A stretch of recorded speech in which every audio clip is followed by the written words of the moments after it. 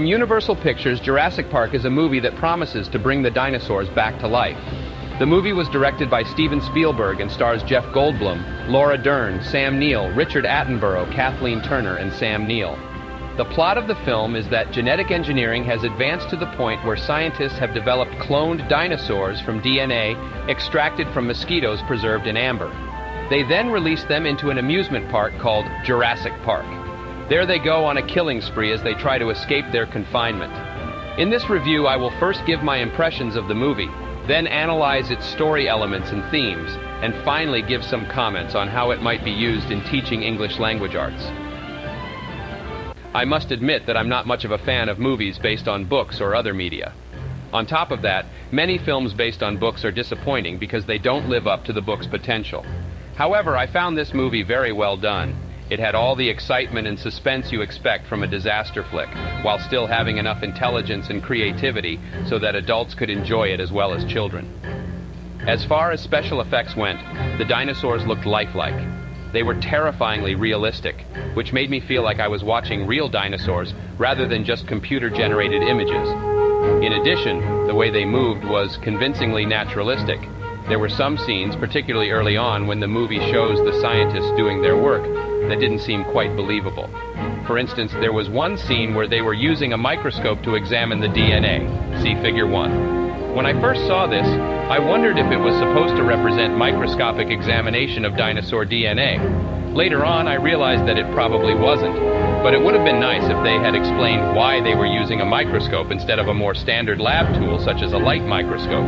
If I had seen this without knowing anything about science, I would have thought that the scientists were using something akin to a scanning electron microscope. The characters in the movie seem to be fairly typical of the types you would see in a disaster movie like this. The main character was a paleontologist named John Hammond, who owned the company that ran the theme park and wanted to get his hands on the dinosaurs. He was played by Jeff Goldblum, who I've never heard of before. Laura Dern plays a scientist working for the company that runs the theme park. She seems to have a thing for Hammond, but he doesn't notice her. I think she would make a good character to use in a classroom with older students, since she has some interesting quirks that are easy to relate to. Something really surprising to me was the scene where Sam Neill's character is chasing after Laura Dern's character. I've never seen a movie character run so fast. I wondered at first if he could possibly be running on foot instead of on wheels, but later on in the movie they show him driving around in a golf cart, so I guess he is on wheels. I wonder what the practical limits for human beings are.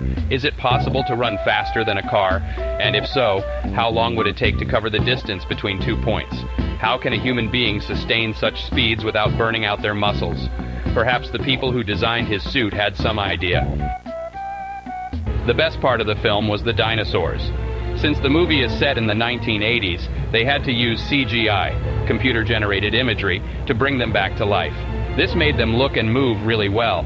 Also, the way they interacted with each other was realistic. For instance, one of them bit off another's head, and yet the blood didn't run out of its mouth onto the ground. Instead, it dribbled down the other dinosaur's back. The dinosaur's behavior was also convincing. One of them tried to attack a little girl in the beginning, but it lost interest after she picked up an old tire and threw it at him. Then later, when the girl became separated from the rest of the group, it chased her down until she fell over a cliff. That part made me jump a little since it was so unexpected. I didn't like, however, how the movie ended.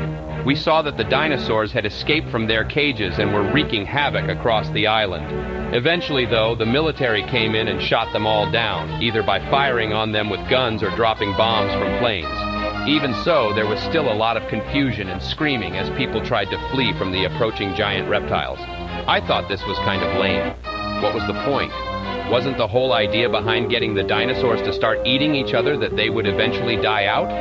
It really reminded me of the movie Alien, where the aliens had just finished wiping out the crew of the space station. So what happened after that? Well, they just left everything behind and headed back home. It was pretty anticlimactic. Another problem I had with the ending was that it did nothing to resolve the conflict between the humans and the dinosaurs. They had spent all that time trying to figure out how to contain them, and then they just let them go. What a waste. As far as I know, there was no sequel planned. Overall, I'd say that this movie was fun to watch, but the ending really ruined it for me. Some kids might find it exciting, though, especially if they haven't read the book and don't know how it ends. I'd rate it 3 out of 5 stars.